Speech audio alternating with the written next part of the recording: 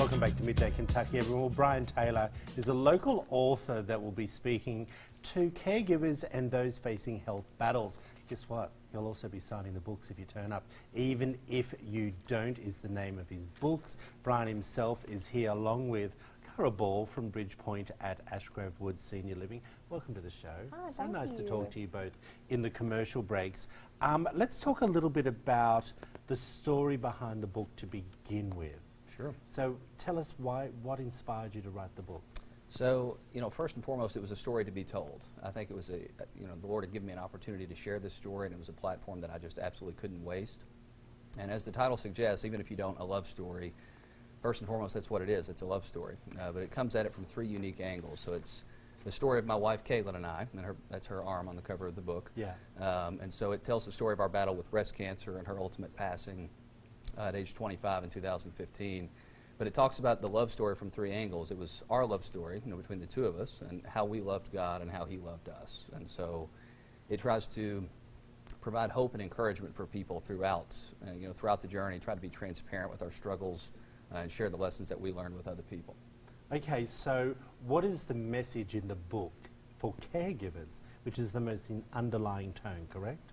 Yes, well, that's one of the applications. I think for the most part, it's for people that are going through hard things. But the application for caregivers would be that every person has a story. And not only does every person have a story, every person is a story. And every good story is made better with love. And so I think our greatest responsibility and our greatest opportunity as caregivers is to radically love those that we care for and to ensure they never endure anything alone.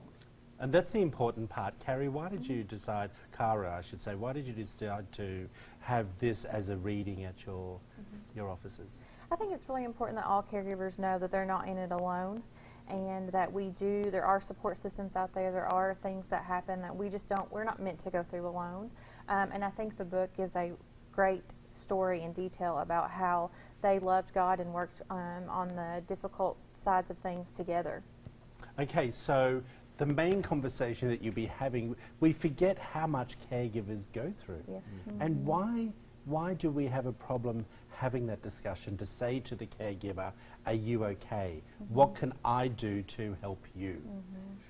I think we get so concerned about the person they're caring for, we kind of forget about the person who's actually giving the care. They need to be healthy and have love and support just like the person who's fighting the battle. I understand, and you were saying about your wife. Your wife was suffering terminal breast cancer, Yes, right. so you knew from day one that there was going to be an end point. Right. There was no hope of curing that. So how was your reflection looking back on that? How did you get through that? Well, our faith was the central tenet of our hope, and my speech is called Heavenly Perspective, and that's what we tried to maintain throughout everything that we did. But in talking about why we don't better support caregivers or those people that are supporting grief or that are enduring grief, is that I think we have a flawed societal understanding of grief. We don't have a good infrastructural basis to support it. And you mentioned the terminal diagnosis or the terminal prognosis. We knew that Caitlin was not going to live a full life, and so my grief did not begin the moment she died. It began the moment we found that out, the moment our loss began. Grief is a response to loss, not to death. And I think if we can renovate and revise our understanding, we can love people better. And you said something very similar, Cara, about someone who is diagnosed with Alzheimer's. Yes. Because you see it happening before your eyes. Explain what you mean by that. So lots of times with Alzheimer's and dementia, you actually lose that person twice. They don't remember you. They don't remember things that you've done. So you're grieving that loss. Even though they're there in person with you, you're grieving that loss. Yeah. And then you actually physically lose them. So you have to go through that grief process twice. And we need to take better care of our caregivers. For sure. Ask what you can do, reach out a hand. Well, guys, if you want to find out more information, but guess what? We're also giving away a book. Let's put up that information. First person. Oh, well, hold on. Heavenly Perspective and book signing is February 7 to begin with, from 6 to 7 p.m. everyone. But